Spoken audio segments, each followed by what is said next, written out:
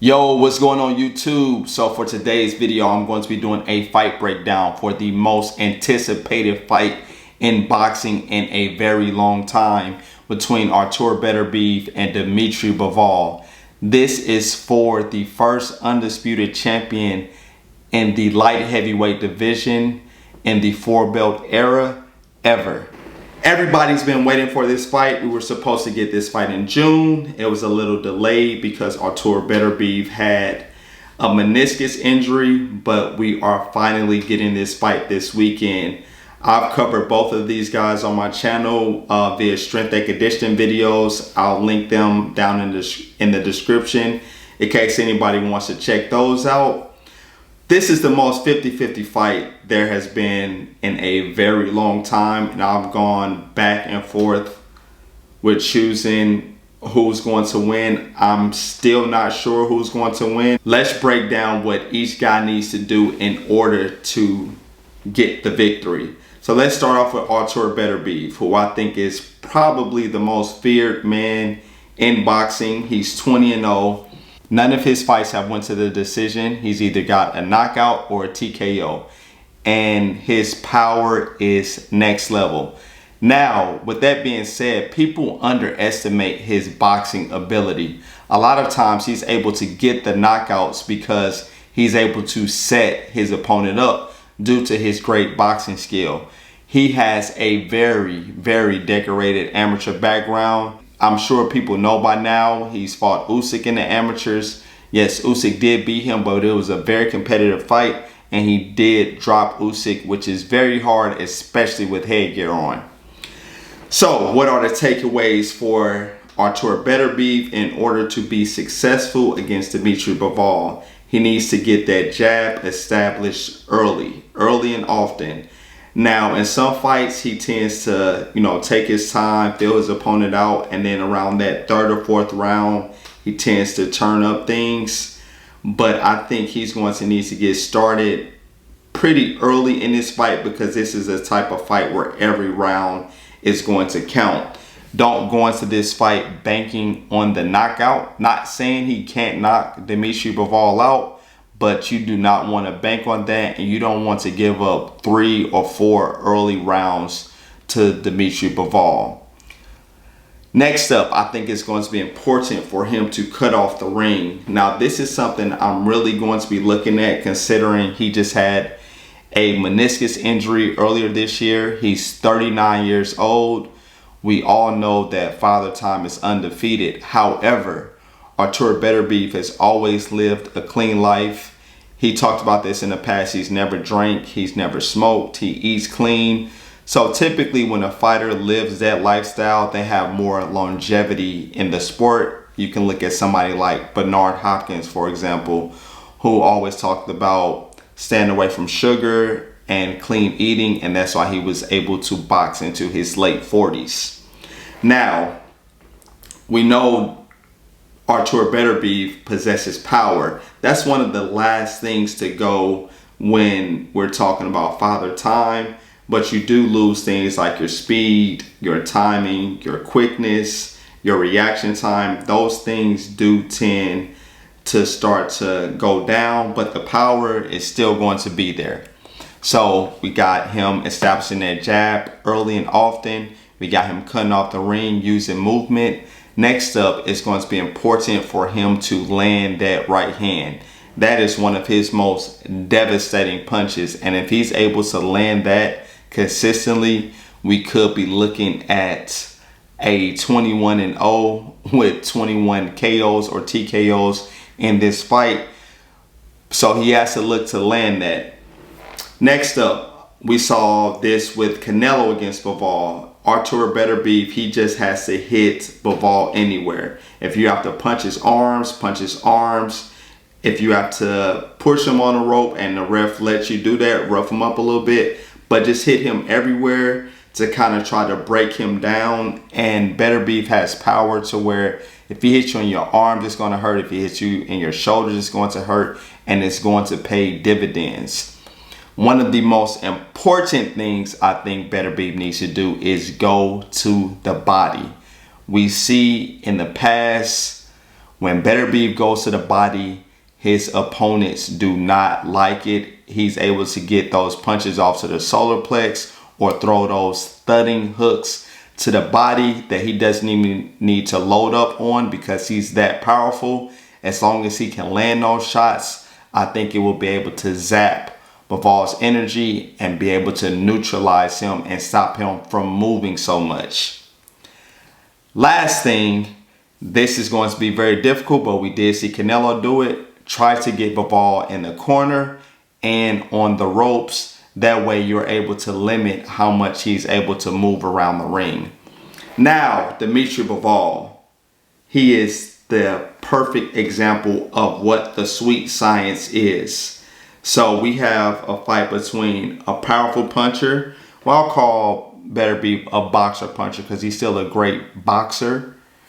But his power just makes people forget how good of a boxer he is. And that is going against a pure boxer. Now, me calling Bivol a pure boxer does not mean Bivol does not possess power. We've seen in his last fight that yes, he does have power. Bivol is 23-0 with 12 knockouts. So he can get guys out of there, but that's not his main goal. His main goal is to just box, and he's like swimming without getting wet. He's sticking, he's moving. So what are the keys for Dmitry Bivol to be successful in this fight? He has to have good ring generalship. So he wants to keep the fight in the center of the ring. Don't get caught in the corner and don't get caught on the ropes, because if you do, it is going to be a long night for you, because Artur Beterbiev, that's exactly where he wants you so he can land those big shots. Next up, it's important for Dmitry Bivol to get his jab established early. So it's important for both fighters to get that jab established early and often. I believe Dmitry Bivol has a better jab. Artur Beterbiev has a more powerful jab. But as far as like volume is concerned, I think Dmitry Bivol will be throwing and landing more jabs, which should be good for him measuring the distance. So Artur Beterbiev can't just come in reckless throwing big shots. And oftentimes with Bivol's movement, he has that perfect pendulum where he's throwing that jab and then that right hand just comes straight down the middle. And then he likes to follow that with the three, also known as the hook. And he can a lot of times use that hook to kind of spin his opponent, and he can pivot off. So I think it's going to be very important that he uses a lot of pendulum, throwing the 1-2 and just making Beterbiev respect his power. Now, I don't think he's going to knock Beterbiev out, but I also think that he can get some respect. And if Beterbiev doesn't respect his power, I do think he is at risk of getting dropped by at least a flash knockdown. I don't think he will stay down. We've seen Beterbiev down before and he got up. We've never seen Bivol down before, so I'm curious to see if he does get dropped, how he responds to that. We've seen Beterbiev get dropped and he gets up and it just makes him more mad, which is kind of scary in a sense.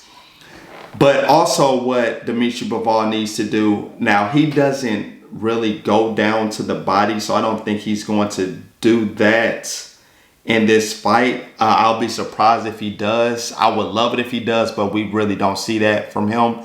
But lateral movement, a lot of time he's coming in, he's coming out, but I want him to move laterally because I'm curious to see how Artur Beterbiev how his legs hold up, especially since he had that meniscus injury. So I would force him to move laterally a lot and not just in and out, because a lot of times when people have injuries like that, subconsciously they're worried about their injury. Even if they think they're good, he might be able to see something where he's favoring one side or his movement is not good to one particular side. So I would look to test that out pretty early and often, because if Artur Beterbiev is not able to cut off the ring, then Dmitry Bivol is going to box circles around him, which I don't see happening. Let me just put that out there. But I'm saying if there's anything wrong with that knee, if I'm Dmitry Bivol, I would want to find out.